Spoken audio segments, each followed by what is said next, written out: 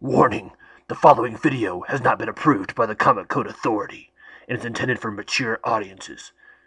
Viewer discretion is advised. What is going on, everybody? Welcome back to another episode of The.Comic.Assassin. It's Monday. I hope all of you had a great weekend, but today's the day where I'll let you guys know about some news that's been going on and also what books you might want to be keeping an eye out for this upcoming Wednesday. Unfortunately, there's not a lot of news. There really isn't. I mean, there's some stuff as far as what's been going on in the books. Those are all kind of spoiler related. I'm not going to do that. But the only thing that I really saw that was of interest to myself was that there was a deal made with Legendary Studios, and basically they're going to make a Sin City TV show. I'm excited about this. I love the Sin City franchise. If it's done right, this could be pretty freaking awesome. I think they're still looking for a network or a streaming service to partner up with for this series, but it sounds like it's moving in the right direction. And at the same time, I think Miller's also working on an R-rated animated Sin City feature. I think they're completely separate. So yeah, we're going to see some more Sin City stuff coming out here soon. So I'm excited about that. But the big thing that I saw, and I hate to be one of these people that keeps talking about Avengers, the Endgame movie, because, it's funny, you go to these websites and they're still talking about Avengers Endgame, etc., etc. But apparently, Lou Ferrigno is not a fan. He is not a fan of how Mark Ruffalo and Disney portrayed the Hulk in Endgame. He said he was disappointed. He said that he could not take Mark Ruffalo seriously in Endgame. And the one website that I saw, there's been multiple websites that have ran this story, and I think he's actually said stuff in the past. But movieweb.com is the one I was looking at, and they said that this was a far cry from how current MCU fans feel. How do you feel? Is he wrong? Is he wrong to say that he could not take Mark Ruffalo seriously in Endgame? And here's my opinion. I think Lou Ferrigno is freaking spot on. Hands down, spot on. Now, I don't blame Mark Ruffalo for the way they portrayed Hulk. All right, he's just an actor. I think he's done a decent job playing the Hulk. He's not my top Hulk, to be honest with you, but I thought he's been doing a good job. He's just an actor. He gets a script. He says what's on the paper, and he is directed. So if anything, you have to go to the more, directing side of it if you want to put any kind of blame on it. But could you take him seriously in Endgame? No. Because they used the Hulk as comedy relief. In fact, look at the last two Avengers movies. To me, I think, hands down, the biggest disappointing things, or I should say, some of the most disappointing things about those movies was the way they did Hulk. I mean, when you make the big, mean, fighting green machine into a wuss, right? And not only a wuss who doesn't want to smash stuff, you make him the comedy relief at the same time, especially in Endgame. Yeah, I think they totally screwed up with how they portrayed Hulk in the last movie. I'm not saying, I enjoyed Endgame, with all its caveats. There's things I didn't like about it, but overall, I really enjoyed the movie.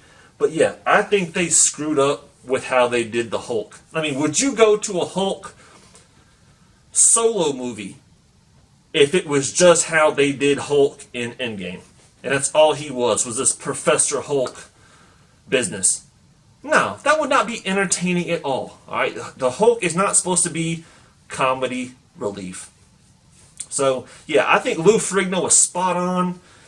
He shared my disappointments. He might have other opinions about Mark Ruffalo and Hulk. I know he's going to be biased, obviously, to his portrayal of Hulk, which I grew up watching, and other things like that. And I get that. I understand that. And once again, I'm not bashing Mark Ruffalo and how he did the Hulk, but I just think Lou Ferrigno was spot on about the way they did Hulk in these last two movies, especially Endgame. To me, was a bust. I didn't like it. But let me know what you guys think. Let me know what you guys think about Mark Ruffalo's portrayal of Hulk in the last Endgame movie. So let's just jump into it with what books are coming out this week. There's a lot in some regards. These are just some of my top picks. I'm not going to be picking up all of them because I don't got the money to do that. But I'm definitely going to let you know which ones I'm definitely going to pick up. So for indies, Something is Killing the Children, number 3 is coming out from Boom Studios. This book, I've enjoyed 1 and 2, but this book is going to be a make it or break it for me. I've enjoyed the story, but it's been kind of slow. If there's not something big with this number 3, I'm probably going to end up dropping it. Just because, as much as I like the storyline, it's not going fast enough, in my opinion. Show's End, number 4 from Mad Cave Studios is coming out. That's another one that I've been enjoying to read. I probably will pick up number 4 for sure. A new one from Red 5 Comics, Machine Girl number 1. I'll probably have to flip through this one first before I pick it up. Basically, it's about a human girl on another planet. She's like in this intergalactic fighting arena. She's trying to fight her way up to the top type thing. It could be good. So it's worth at least to flip through and see if it's worth picking up. It sounds somewhat interesting. Hazel and Cha-Cha Save Christmas. Now this is a spin-off from Umbrella Academy. I will probably get this one, if not for myself, at least for my daughter. She enjoys the Umbrella Academy stuff. So yeah, I think this is one of the first spin-offs from Umbrella Academy. So let's see what happens with this. Honestly, don't know if it's a one-shot. I'm assuming it's not because you can pull it on your pull list. So it might be a mini-series or it might be an ongoing. I don't know. I would suspect mini-series if it's not a one-shot. March number 2 comes out from Image. I really enjoyed number 1. Basically, it has this whole concept with having powers and the tattoos, and I really liked the concept. It seemed original. Number 1, I very much enjoyed. I'm going to be picking up issue number 2. Count Crowley Reluctant Midnight Monster Hunter number 2 is also coming out. And once again, I really, really enjoyed number 1. It could have been better, but it definitely wasn't bad. So I am looking forward to see what's going on with issue number 2 there. But my 2 top indie books that I highly recommend to you guys is Canto number 6. Alright, Canto is probably always going to be one of my top picks whenever it comes out for indies. It's been such a great read. I highly recommend that you get on the Canto train, or if they do a trade paperback or something like that, pick it up if you haven't had the chance of reading all of them yet. It's a fun read. It's lighthearted. It's just a good comic book overall. Canto number 6.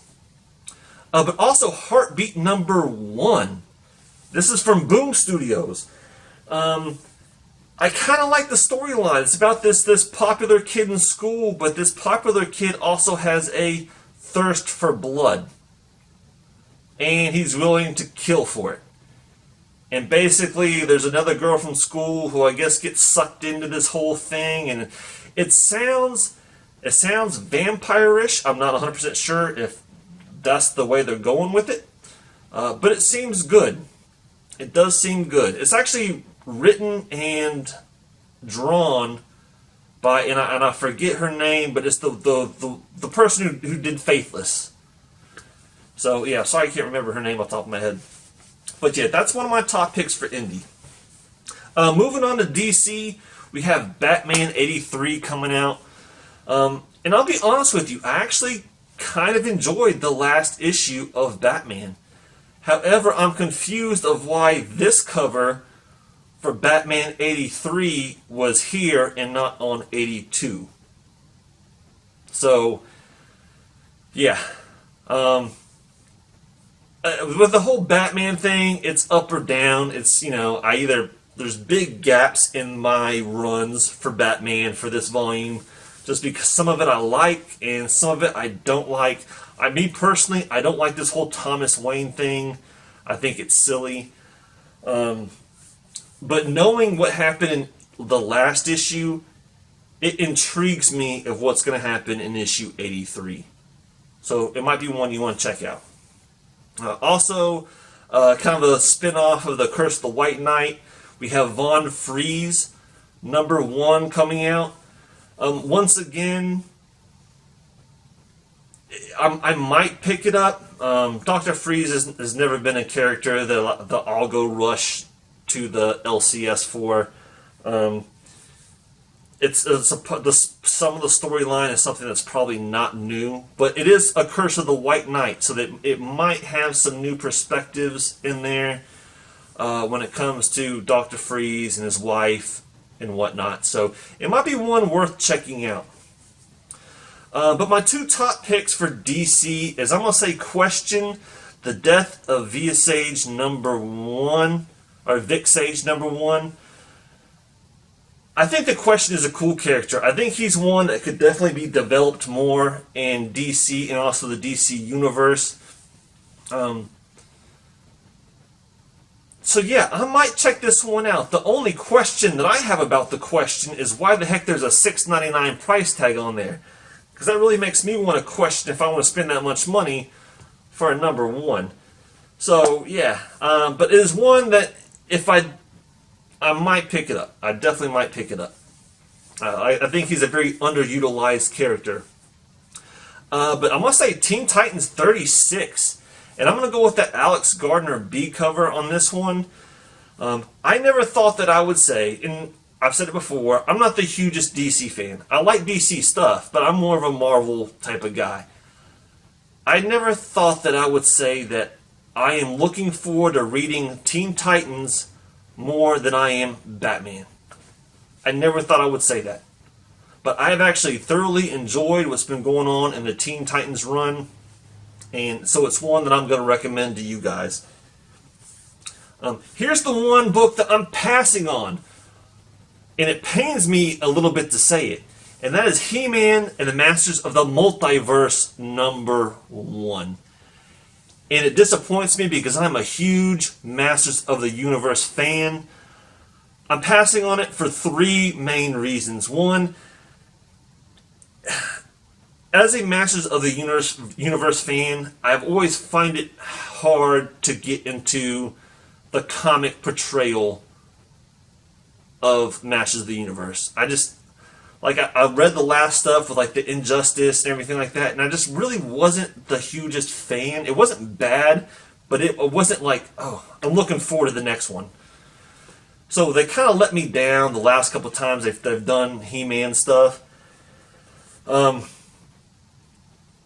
2, they got the word multiverse in it, and like I said before, you put multiverse in there, I'm almost out immediately, because I just don't do this whole multiverse stuff. It seems cheap and easy. But 3, that cover A. And Inya Kali, who's done some great stuff, I think he just butchered this cover, man. I mean, what kind of Prince Adam is this? So, yeah. So for those 3 main reasons, I'm passing on He-Man and the Masters of the Multiverse. But once again, if you do end up picking it up and you like it, let me know. I would love to know what you guys think. Moving on to Marvel. Much slower Marvel week for me, which I actually appreciate. We have Absolute Carnage #5 coming out. I like that cover D by Greg Land. That's the one that I'm probably going to pick up. Also, we're starting the whole 2099 one-shot stuff coming out. If I had to pick one up, it might be this Alpha one-shot. But here's how I'm going to take the 2099 stuff. I'm passing on almost all of it. The only reason that I would buy a 2099 book is if there are some really cool key first appearances. And that's it. Otherwise, I'm not buying any of it. Alright, I wasn't excited about 2099 when they did it back in the day. I'm not excited about it now. But at the same time, I'm one of those guys where I hate knowing that I could have bought something for cover price and then 2 weeks, 2 months, 2 years, sometimes 20 years down the road, that book heats up. So I would buy it just from a speculative point of view. And that's it. Otherwise, I have no interest in 2099. That's my opinion. We have Deadpool Volume 7 starting up with number 1. A lot of covers for cover price. Cover A is not bad. I actually like that Greg Land cover F cover. Greg Land's been doing a pretty good job this week. So yeah, I'm going to be picking it up. I love Deadpool. He's kind of my comedic relief when it comes to comics. But they did announce that issues number 2 and 3 are getting pushed back a month from their scheduled release date. So if you do get issue 1 and it goes like over a month or so and you're like, hey, when's issue 2 coming out? That's what happened. They've already pushed back issues 2 and 3 a month for some reason or another. I really don't know. But coming back to my other top pick from Marvel, and we'll make the circle complete. We talked about Hulk. When it comes to the movies, we got Immortal Hulk 27 coming out. Yeah. I've been loving this series.